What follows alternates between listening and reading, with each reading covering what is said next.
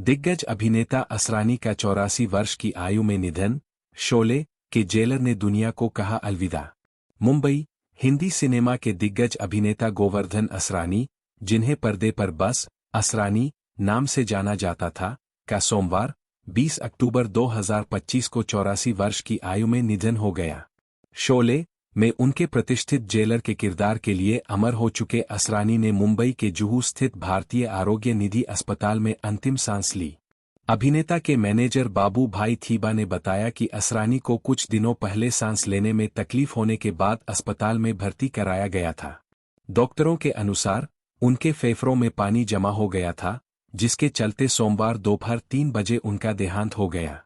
जयपुर से मुंबई तक का संघर्ष। 1 जनवरी 1940 को जयपुर में एक मध्यमवर्गीय सिंधी परिवार में जन्मे असरानी का फिल्मों तक का सफर आसान नहीं था। उनके पिता का कालीनों का व्यवसाय था, लेकिन असरानी की दिलचस्पी शुरू से ही अभिनय में थी। उन्होंने अपनी पढ़ाई सेंट जेवियर स्कूल और राजस्थान कॉलेज का खर्च उठाने के लिए जयपुर में ऑल इंडिया रेडियो में एक वॉयस आर्टिस्ट के तौर पर भी काम किया। अभिनय के अपने जुनून को आगे बढ़ाने के लिए उन्होंने 1964 में पुणे स्थित प्रतिष्ठित film and television institute of India (FTII) में दाखिला लिया। हालांकि FTII से स्नातक होने के बावजूद उन्हें मुंबई में काम पाने के लिए 2 साल तक संघर्ष करना पड़ा। जब इंदिरा गांधी ने की मदद। असरानी ने एक पुराने इंटरव्यू में खुलासा किया था कि कैसे तत्कालीन सूचना एवं प्रसारण मंत्री इंदिरा गांधी ने उनके करियर को गति देने में मदद की थी।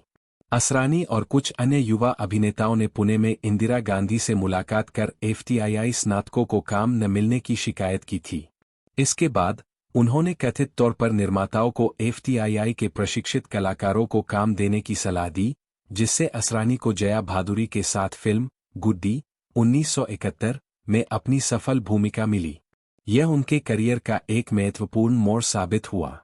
5 दशकों का यादगार करियर।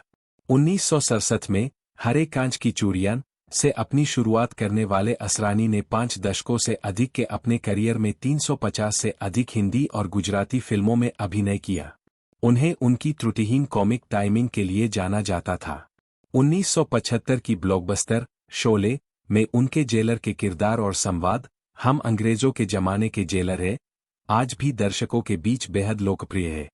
इसके अलावा नमक हराम, आज की ताजा खबर, छोटी सी बात, बावर्ची, अभिमान, चुपके चुपके और पति पत्नी और वो जैसी फिल्मों में उनकी भूमिकाएं अविस्मरणीय है। वह निर्देशक ऋषिकेश मुखर्जी के पसंदीदा कलाकारों में से एक थे और उन्होंने गुलजार के साथ भी मेरे अपने और परिचय जैसी फिल्मों में काम किया। बाद के वर्षों में उन्होंने प्रियदर्शन की कई सफल हास्य फिल्मों जैसे हेरा फेरी, हलचल, भूल भुलैया और भागम भाग में महत्वपूर्ण भूमिकाएं निभाईं। उन्होंने चला मुरारी हीरो बनने नामक फिल्म का निर्देशन भी किया था। अभिनय के अलावा असरानी ने FTII में एक प्रोफेसर के रूप में भी काम किया और भावी कलाकारों का मार्गदर्शन किया। निजी अंतिम संस्कार और श्रद्धांजलि।